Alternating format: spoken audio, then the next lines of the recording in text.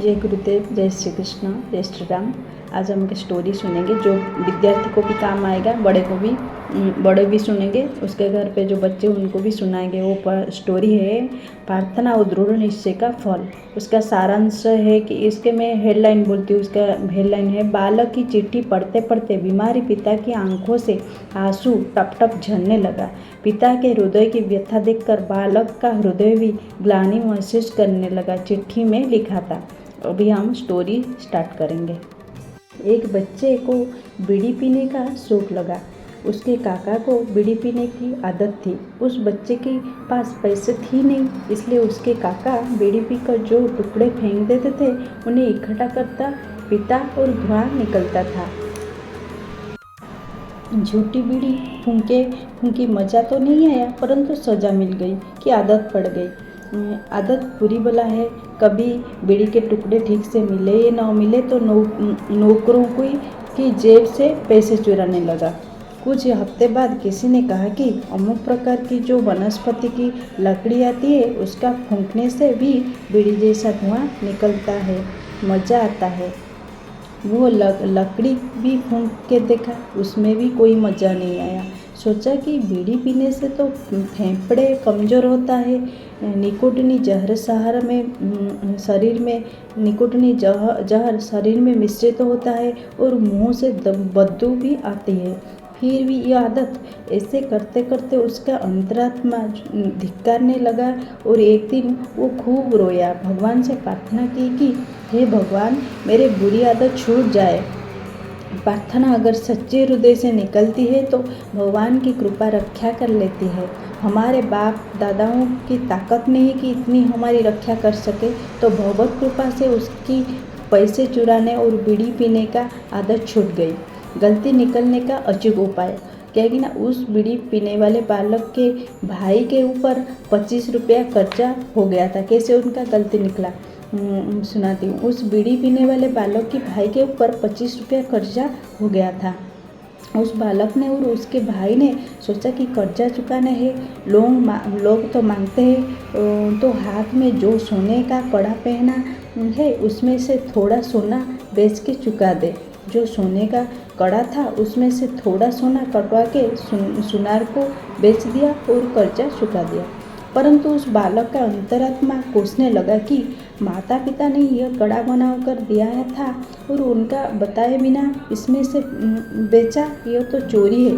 पाप करते समय पता नहीं चलो तो भी देर सवेरे अंतरात्मा कोसता है।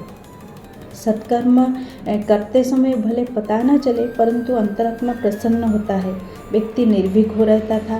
ब्रह्मज्ञानी की बात निराली है, वो निर्लभ है। साधारण व्यक्ति अगर मक्खन का एक लोंदा भी चुराता है तो चोरी है। श्री कृष्ण कितना सारा मक्खन चुराते हैं तो भी चोरी नहीं है। श्री कृष्ण तो प्रभावती का और का भला करने के लिए उनका मक्खन बांट देते हैं। श्री कृष्ण तो ब्रह्म स्वरूप है, ब्रह्म ज्ञानी है। फिर वो लड़का के बातों को आएंगे। वो लड़का अंदर ही अंदर परेशानी होने लगा। ये 25 रुपये की चोरी बड़ी भारी पड़ गई। उसने भगवान की मूर्ति के आगे कभी भी चोरी न करने का शपथ ली, फिर भी उसका अंतरात्मा कोसता था। उस लड़के के पिता बीमार थे, बिस्तर पर पड़े थे।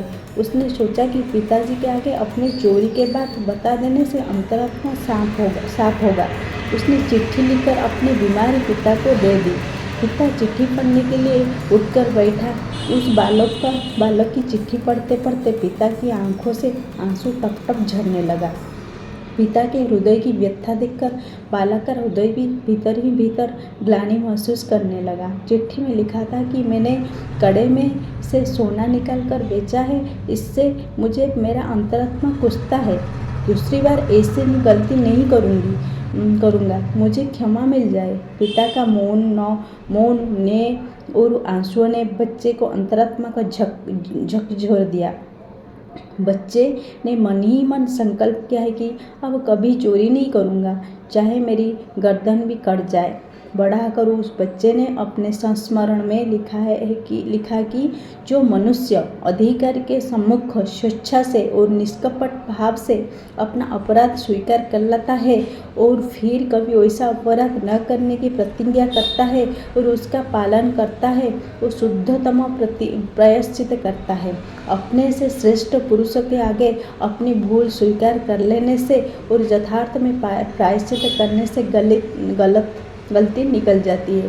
वही बच्चा आगे चलकर मोहनदास करमचंद गांधी, महात्मा गांधी के नाम से प्रसिद्ध हुआ।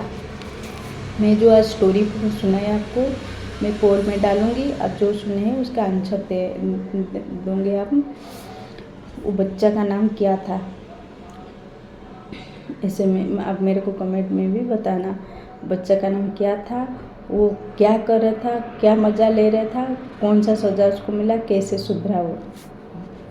फिर आज जो भगवान हमको प्रेरणा देते हैं, अच्छा प्रेरणा, उस भगवान के लिए हम एक छोटा सा प्रार्थना करेंगे, फिर स्टॉप करेंगे। छोटा सा प्रार्थना हम क्या करेंगे आज करेंगे, हरे राम हरे कृष्ण करेंगे। 1 2 3 स्टार्ट। हरे राम राम राम हरे हरे, हरे कृष्णा कृष्णा कृष्णा हरे हरे, हरे राम राम राम हरे हरे, हरे कृष्णा कृष्णा कृष्णा हरे हरे। इसका मतलब हम भगवान को रोज़ प्रार्थना करें और भगवान को ये बोले कि हमारी जो गलत जो दिन भर होता है वो छूट जाए, आपका कृपा बनी रहे।